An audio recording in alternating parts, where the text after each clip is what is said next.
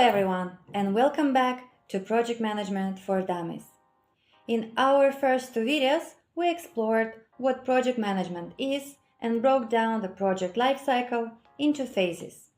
I hope you have started applying those concepts in your real life. Today, we'll take things up to a notch by introducing some essential tools and techniques to help you stay organized, manage tasks effectively, and keep everything running smoothly. Let's get started. Managing a work without tools is like trying to build a house without a hammer. Tools and techniques simplify your work, save time, and help you keep track of everything what is going on in the project. The good news is you don't need fancy software to get started. Basic tools like checklists or a notebook can do the trick. As your projects grow, you can explore more advanced tools to handle complexity. The goal is to find what works best for you and your team. Let's dive into some tools that you can use straight away. The first one is a checklist. This is the simplest and most effective way to track tasks. Write down what needs to be done and check off tasks as you complete them.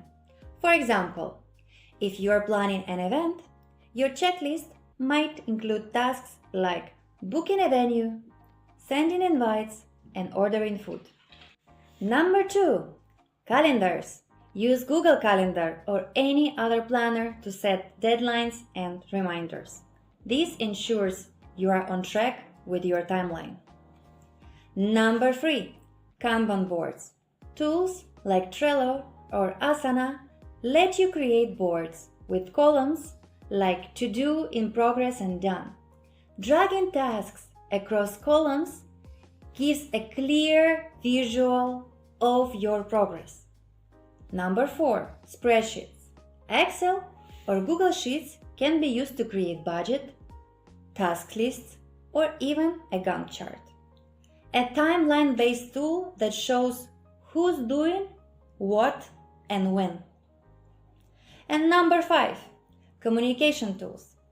Platforms like Slack or Microsoft Teams keep your team connected, especially if you are working remotely. Now that we have talked about the tools, let's look at some techniques to make your project a success. The first one is SMART goals. Make your goals specific, measurable, achievable, relevant, and time-bound. For example, instead of saying plan a party, say organize a party for 30 people by December the 1st.